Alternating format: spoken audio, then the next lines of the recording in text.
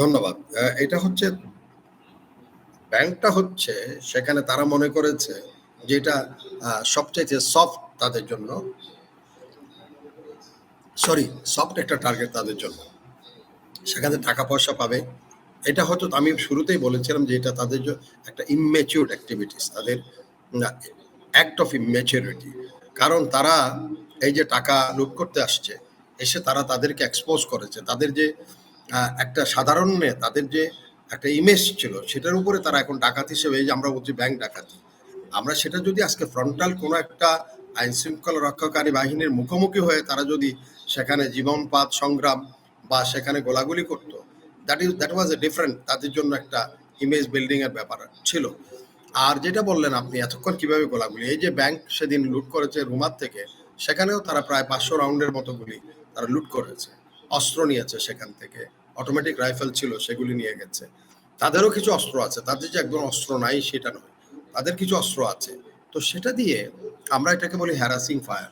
আপনি থানার উপরে হয়তো 100 গুলি তারা বর্ষণ করেছে, কাউন্টার রিটেলিয়েট করেছে হয়তো পুলিশ বিজিবি মিলে সেখানে আরো 300-400 রাউন্ড। এটা রিটেলিয়েট করবে, রিটেলিয়েট যারা করে তারা বেশি গুলি বর্ষণ করে। তো এটা হতে পারে, এটাতে কোনো সন্দেহ নাই, এটা খুব বেশি।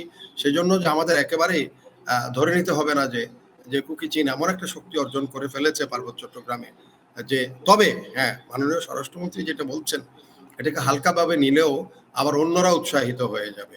অন্যান্য ওখানে পাহাড়ে অনেকগুলো সংগঠন কিন্তু এখনো আছে, তারা কেউ নির্জীব, কেউ শান্তিতে বসবাস করার পক্ষপাতী। বাট এটা যদি আশকারা দেওয়া হয়, যে কুকি চীনকে আশকারা দিয়ে কুকি চীনকে যদি রেপ্রাইজালটা বুঝতে না দেওয়া হয়, তাহলে অন্যরাও আবার উৎসাহিত হয়ে যাবে।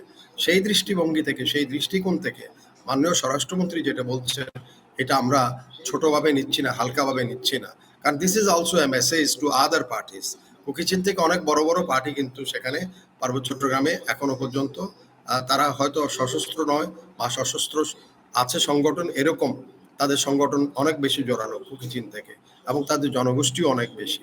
সাপোর্টও ভিত্তি, যে সমর্থনের ভিত্তি, সেটাও কিন্তু কুকি চীন থেকে অনেক বেশি, অনেক অনেক বেশি। সুতরাং তাদের সবাইকে এখানে একটা মেসেজ দেওয়া হয়েছে ওনার, আমি মনে হয় ওনার বক্তব্য থেকে, যে এটাকে আমরা হালকাভাবে নিচ্ছি না। অর্থাৎ অন্যরা কেউ যেন এর থেকে প্রলুব্ধ না হয়, উৎসাহিত না হয় যে একটা এরকম অন্য ধরনের একটা ঘটনা এখানে ঘটাবে, আবার একই ধরনের, একই নেচারের ব্যাংকগুলি আক্রমণ করবে, সরকারি আর্থিক প্রতিষ্ঠানের উপরে আঘাত করবে, সেটা যেন করার দুঃসাহস না দেখায়। সেটা হয়তো তোমার বার্তা ছিল।